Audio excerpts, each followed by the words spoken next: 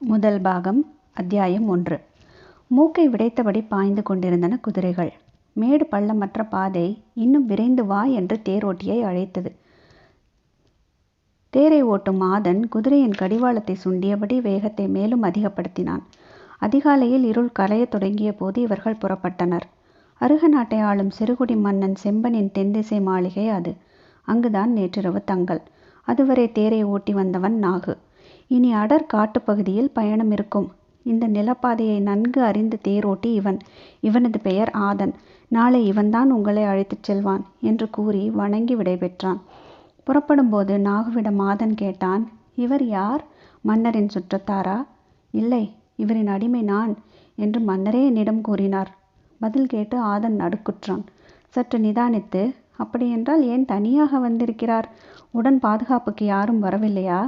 பெரும் படையே புறப்பட்டது என்று சொன்ன நாகு சற்று குரல் தாழ்த்தி, முதலில் தேரை ஓட்ட வளவனின் இருக்கையில் ஏறி அமர்ந்ததே மன்னர்தான். இவர் ஒற்றை சொல்தான் சொன்னார். எல்லோரும் நின்று கொண்டார்கள்.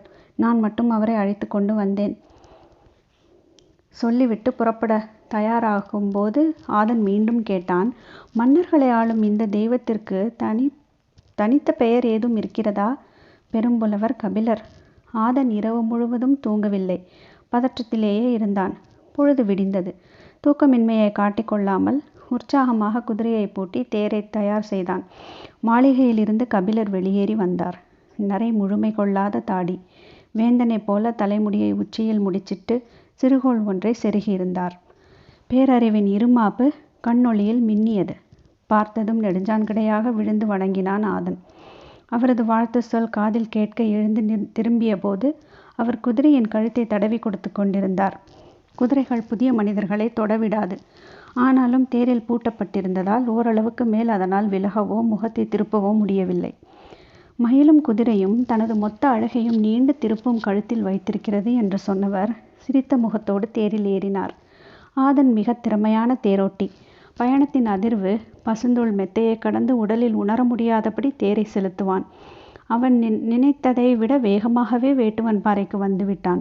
அருகில் வந்ததும் வேகத்தை குறைக்க கடிவாளத்தை இழுத்து நிறுத்தினான். கடிவாளத்தில் இருக்கும் பூண் எழுப்பிய உலோக ஒலி தனித்து மேலெழும்பியது. தலை தூக்கி பார்த்தார் கபிலர். எதிரில் இரு சிறு குன்றுகள், அதற்கு பின்னால் அடுக்கடுக்காக மலைத்தொடர்கள். அதன் உச்சி வெண்மேகத்துக்குள் மறைந்திருந்தது. மேலெழும்பிய உலோக ஒலி மலையோடு மறைந்தது. ஐயா, இதுதான் பச்சை மலை தொடரின் முன்னால் இருக்கும் வேட்டுவன் பாறை.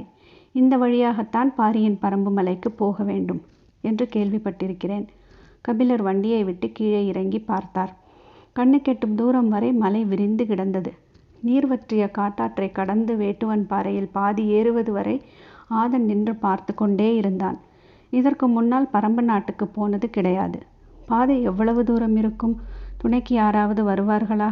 போய் சேர எத்தனை நாட்கள் ஆகும் என எதுவுமே தெரியாது. தன்னந்தனியாக எந்த தைரியத்தில் இந்த அடர்வனத்திற்குள் இவர் போய்கொண்டிருக்கிறார்? ஆதனுக்கு வியப்பு குறையவே இல்லை. வேறு வழியின்றி அந்த இடத்தை விட்டு புறப்பட்டான். உச்சி வெயிலிலும் ஈரக்காற்று வீசியது. குன்றின் சரிவில் போய்கொண்டிருந்த பாதை சற்றே வளைந்து மேல் நோக்கி ஏறியது. பாறையிலிருந்து சரிந்து கிடக்கும் வேர்கள் கைப்பிடிக்க வாகாக இருந்தன. கபிலர் வேரை இறுக பிடித்து விசை கொடுத்து மேலேறிய போது தனக்கு வயதாகிவிட்டதை உணர்ந்தார். உடல் வேர்த்தது. மூச்சு வாங்கியது. நடையின் வேகத்தை சற்றே குறைக்கலாமா என்று யோசிக்கையில் கால்கள் நின்று கொண்டுதான் இருந்தன. சிறிது இளைப்பாரி மீண்டும் நடந்தார். இடப்புறம் கீழே நீர் வற்றி கிடக்கும் காட்டாற்றின் அழகை பார்த்தபடி ஒற்றையடி பாதையை நோக்கி கண்களை திருப்பினார். செடிகளுக்கு இடையில் ஏதோ உருவம் தெரிகிறதே என்பதை உணர்ந்தவர் மீண்டும் கீழே உற்று பார்த்தார். அவர் நடக்கும் பாதையை நோக்கி ஒரு இளைஞன் கையில் வேல்கம்போடு சரசரவென மேலேறி வந்தான். கபிலருக்கு அவனது உருவம் பதியவில்லை. அவன் வந்த வேகம்தான் பதிந்தது. மேலே ஏறியவன் கபிலரை கடந்து முன்னால் போய்கொண்டிருந்தான். நின்று பேச அவனுக்கு பொழுது இல்லை. நடந்து கொண்டே கேட்டான், நீங்கள் யார் என தெரிந்து கொள்ளலாமா? கபிலர் கண்ணிமைத்து அவனை பார்த்தார். பதில் சொல்வதற்குள் மறைந்து விடுவானோ என்று தோன்றியது. குரல் உயர்த்தி சொன்னார், கபிலர். நான் பெயரை கேட்கவில்லை, யார் என கேட்டேன். எதிர்காற்றில் சற்றே தடுமாறினார் கபிலர். தடுமாற்றத்திற்கு காற்று காரணமல்ல என்பதை அவர் மனம் சொல்லியது. நான் புலவன். பாணர் குலமா? கேட்டபடி நடந்து போய் கொண்டே இருந்தான்.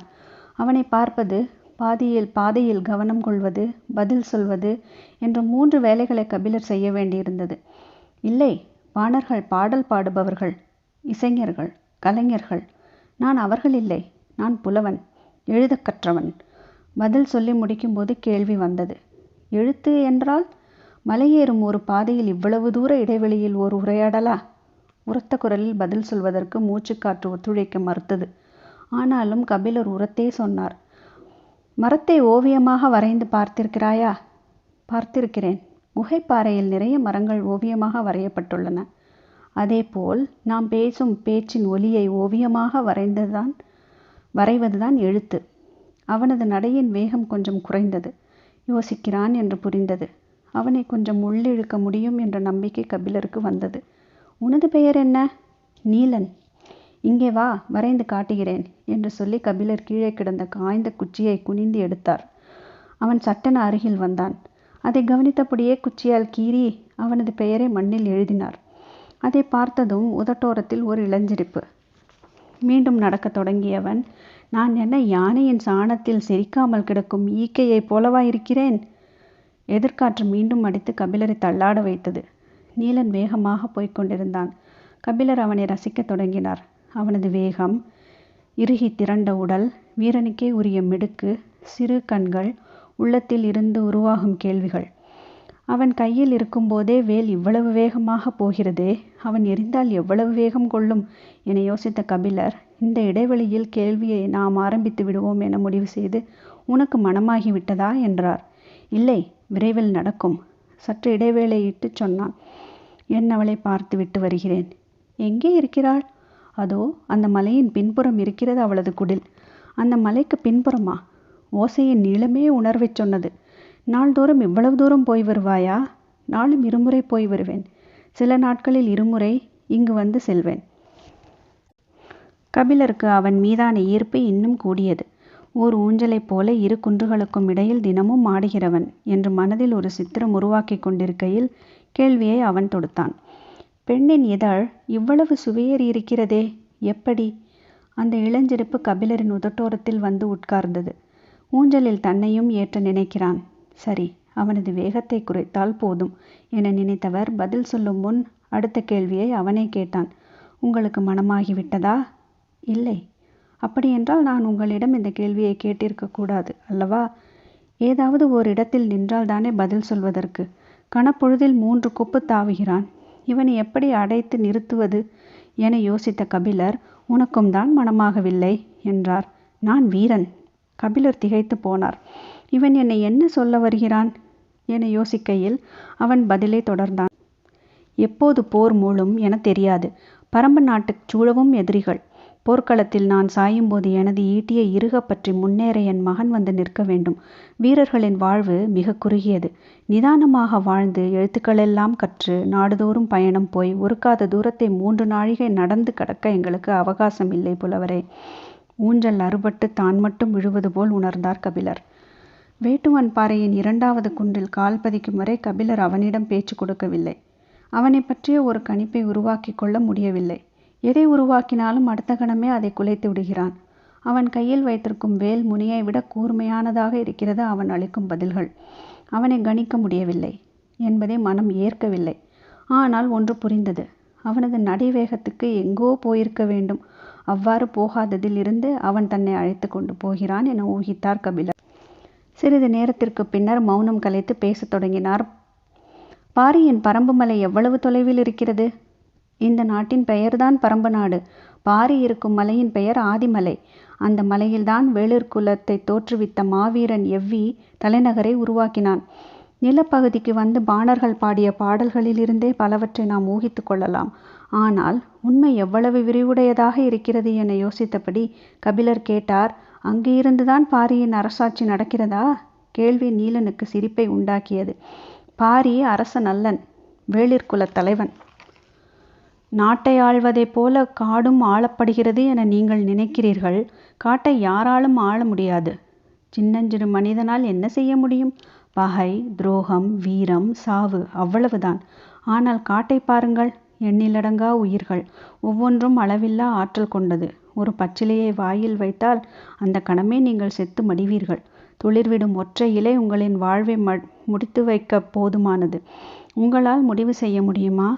காடு இலைகளால் ஆனதா, மரங்களால் ஆனதா, விலங்குகளால் ஆனதா, பாறைகளால் ஆனதா, பறவைகளால் ஆனதா, கொம்புகளால் ஆனதா? அவன் பேசிக்கொண்டே போனான். கபிலரால் ஒரு கட்டத்தில் அவனது பேச்சை பின்தொடர முடியவில்லை. பாறைகள் உருள்வதைப் போல வார்த்தைகள் உருண்டு கொண்டிருந்தன. மூச்சுவிட அவகாசம் எடுத்துக்கொண்டார். அவர் நின்றுவிட்டதை உணர்ந்த அவன் திரும்பி பார்த்து சொன்னான், எங்களின் பாதங்கள் மண்ணை பிடித்து நடந்து பழகியவை.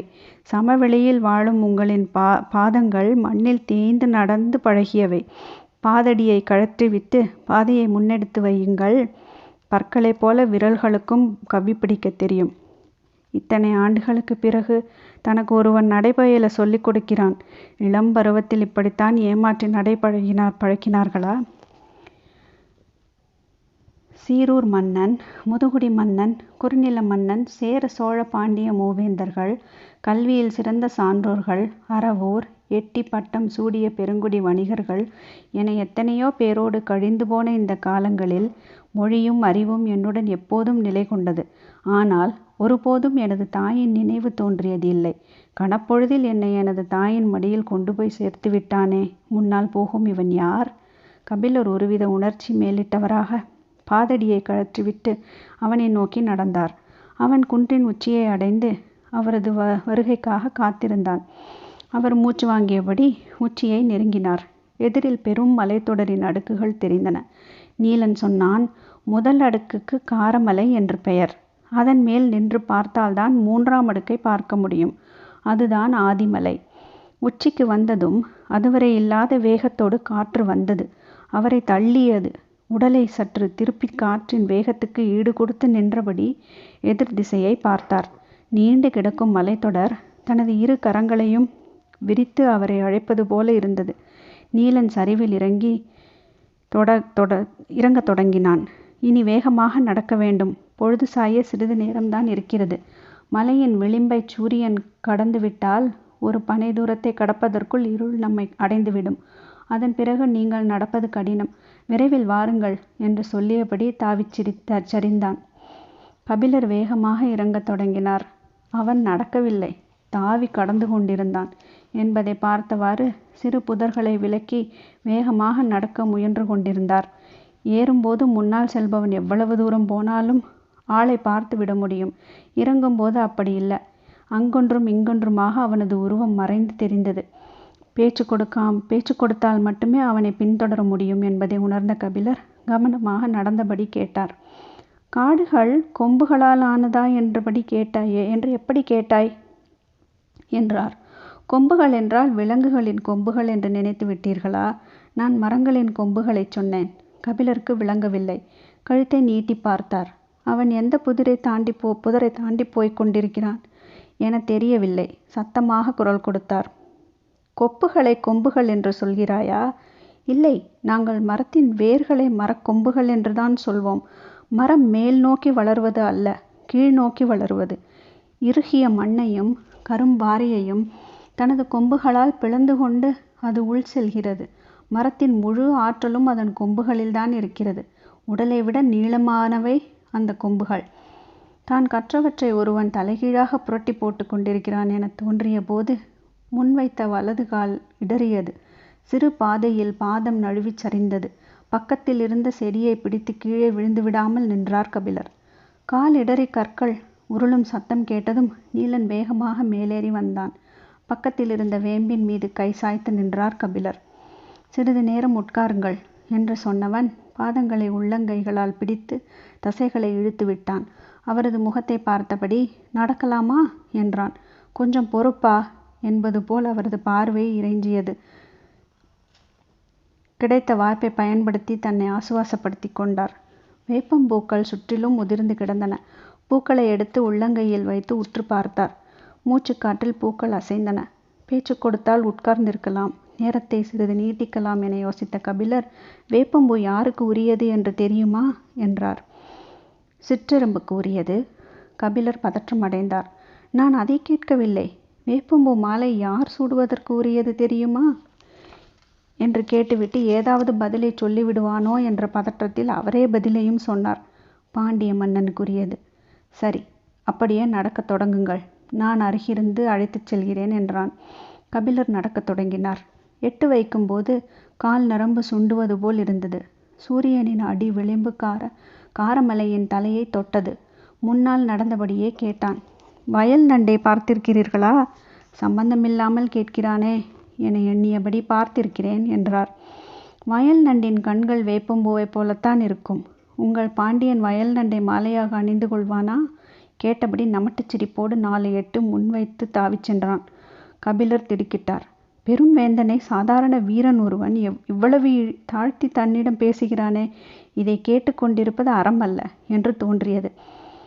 இந்த எண்ணம் முழுமை அடையும் முன்னர் அவருக்குள் இருந்த கவிஞன் விழித்து கொண்டு வெளியில் வந்தான். என்ன அழகான ஒரு உவமை! கன நேரத்தில் எப்படி இவ்வளவு பொருத்தமான ஒரு ஒப்பீட்டை செய்தான்! காதலுக்குள் சூழ்கொண்டு கிடக்கும் ஒருவனுக்கு உவமைகள் வராதா என்ன? மனதில் எண்ணங்கள் ஓடிக்கொண்டிருக்க கபிலர் கேட்டார். வயல் நண்டின் கண்கள் அப்படி இருக்குமா? கடல் நண்டின் கண்கள் அப்படி இருக்காதா? எனக்கு தெரியாது. நான் கடல் நண்டை பார்த்ததில்லை. ஆனால் நீரும் நிலமும் மாறுபடுகையில் வடிவமும் மாறுபடத்தான் செய்யும். மனிதனாக பிறந்த ஒவ்வொருவனும் கடலை பார்க்க வேண்டும். ஏன்? அது அவ்வளவு விரிந்து பரந்த அளவற்றது. முன்னால் போய்க் கொண்டிருந்த நீலன் சட்டென திரும்பி கபிலரை நேர்கொண்டு பார்த்து கேட்டான். எங்கள் பாரியின் கருணையை விடவா? கபிலர் மனதுக்குள் சுருங்கி போனார்.